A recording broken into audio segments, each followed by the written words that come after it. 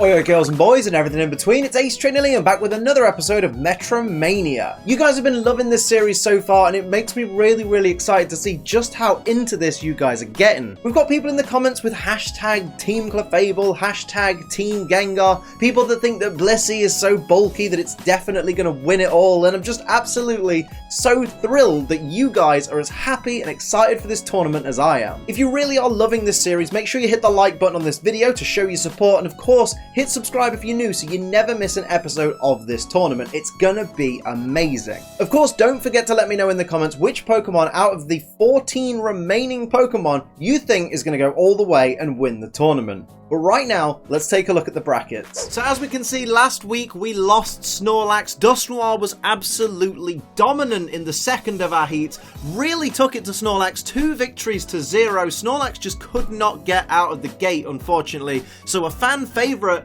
in Snorlax basically has to take a back seat now for the rest of this tournament as Dusknoir advances to the first of our quarterfinals, where it will face Clefable in a few weeks' time once the heats are sorted. But in the meantime, the rest of the heats are shaping up to be absolutely fantastic and unpredictable, much in the same way the Metronome is. That's why I'm excited for this week. We got 2 big guns in the form of Togekiss and Hariyama who are going to compete right now. Let's go for the battles.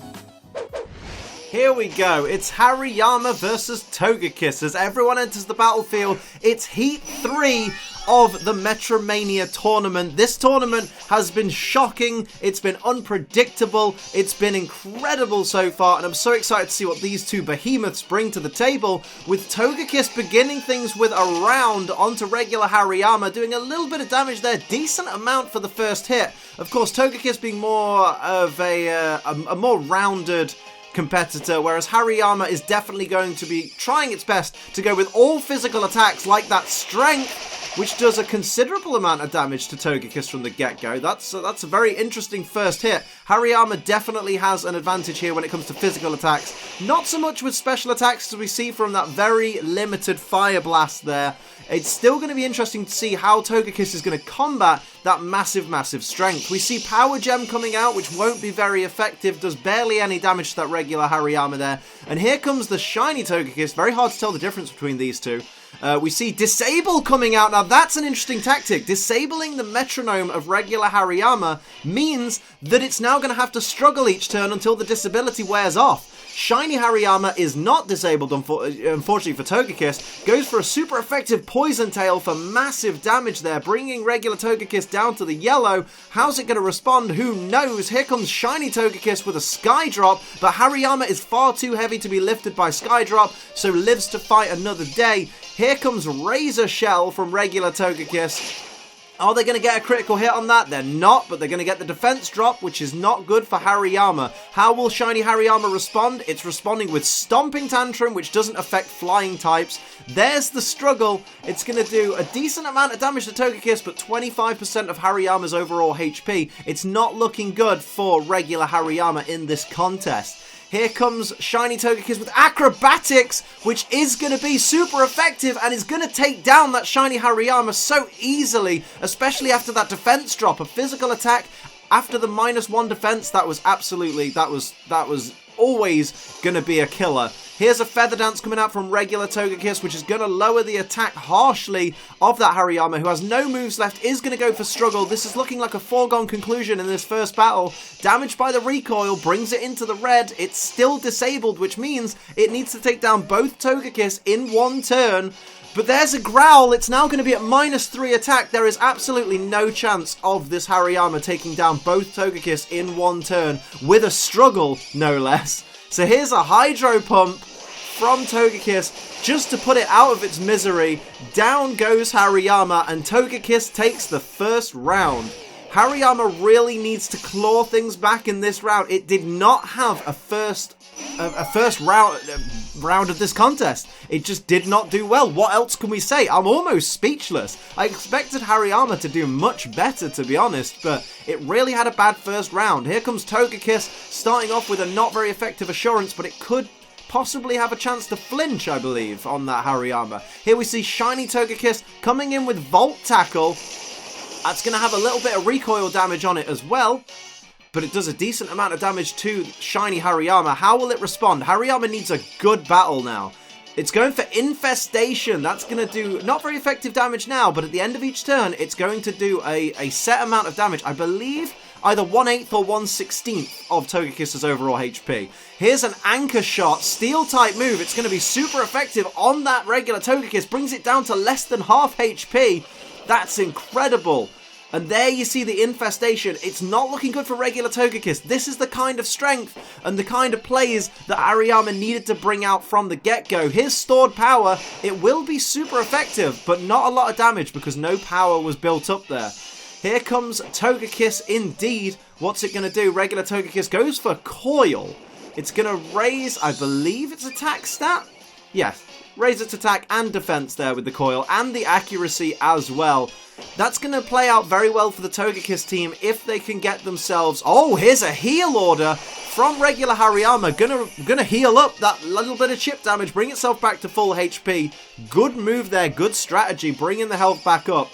Psycho Boost from shiny Hariyama onto regular Togekiss. Doesn't do too much damage, does drop the special attack of Hariyama harshly, which is already quite low anyway. There's that Infestation, bringing Togekiss into a very dangerous situation. It's all going to be down to shiny Togekiss at this point to really do something incredible.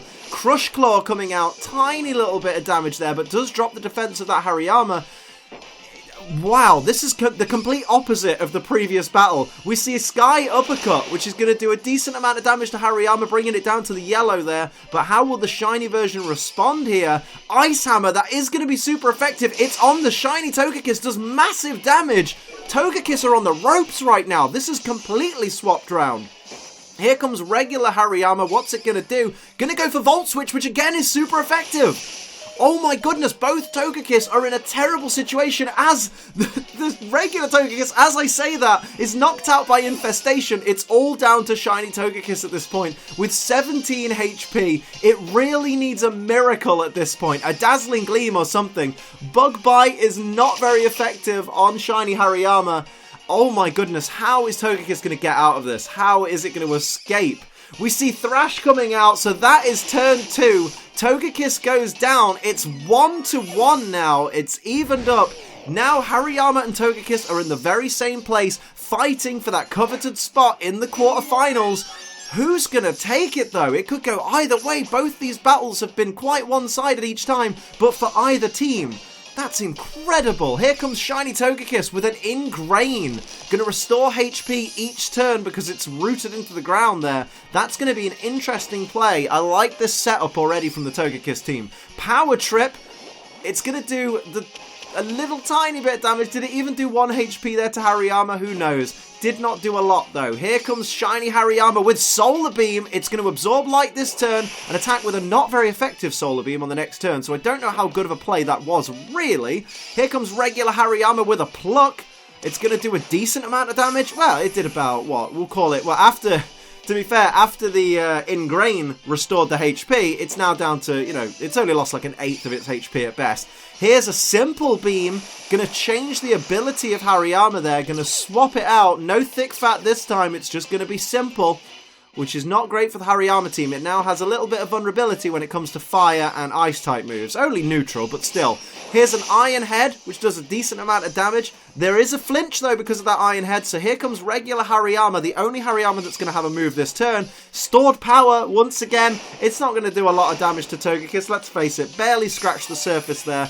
And there's the Ingrain, almost bringing Togekiss back to full health there. What are we going to see from Team Togekiss at this point? What are they going to bring out? Glaciate. That's going to hit both Hariyama there. For a lot of damage? Not a lot, really. Little tiny bit of damage there. We did get a speed drop on each of the Hariyama, as is the case with Glaciate. Here comes regular Togekiss with the Recover. Oh my goodness. Now that, oh well, I say that, but I'm thinking their HP was what it was last battle, but it actually only restored like 2 or 3 HP. Fair play, Togekiss. Maybe wasted the chance to use Recover there. Here's a Guard Swap by Hariyama. That's probably quite a smart play there, swapping the defense and special defense stats there. Here comes regular Hariyama with a Heart Swap. that isn't going to do much at all, really. It's not going to favour you. Switched all stat changes. I don't see that being a massive difference maker in this battle, but there's Shiny Togekiss back up to full HP there. What are we going to see from Shiny Togekiss in this battle? Thunderfang, that has a chance to paralyze, but brings Hariyama down to yellow regardless. Didn't actually get the paralysis there, unfortunately. Here's a Mega Punch onto regular Togekiss. Decent amount of damage there. How is the Togekiss team going to respond to this? Well, Zen Headbutt's going to be super effective on that shiny Hariyama there. Almost takes it down. That's incredible. Here comes shiny Hariyama, who's on the ropes at the moment. Goes for Baby Doll Eyes onto regular Togekiss. Drops that attack there. Hariyama is sensing dangerous things in its future. Here comes shiny Togekiss going in with the infestation, much like Hariyama used on Togekiss last round. That's going to affect regular Hariyama at the end of every turn for quite some time now. So that's limiting the amount of time that Hariyama has on this battlefield. Here comes a Mud Shot. Is actually going to hit Togekiss there. That's very interesting. There's a speed drop from Togekiss. I believe I missed something where Mudshot can actually hit this Togekiss. When did it lose the flying type? There we go, though. That Smart Strike is going to take out the shiny Hariyama.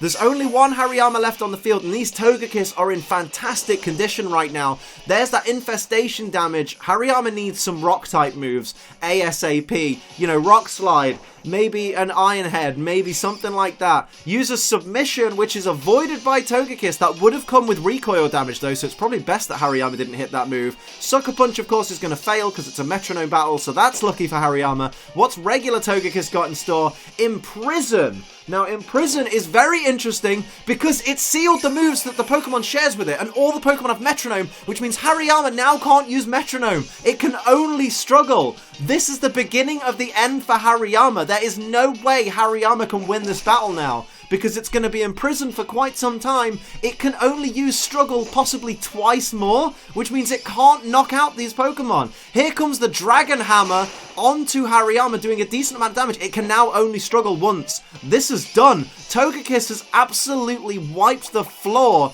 with Hariyama now. It's literally just bashing in those last few nails into the coffin of Hariyama. Hariyama has one move left in it. If it can... Oh, not even that. The infestation takes effect and down goes Hariyama. Togekiss has floored it to victory and is your Heat 3 winner. Goes on to the quarterfinals to face whoever wins out of Blissey and Politoed. That was some phenomenal battling right there. I really like my favourite part of this battle sequence in particular is the fact that Togekiss in the second round was absolutely hammered because of infestation, but then in the third round Togekiss went, you know what?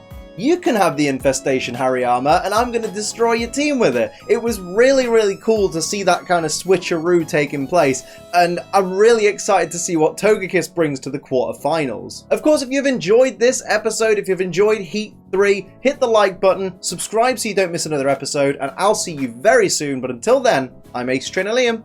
Keep on training.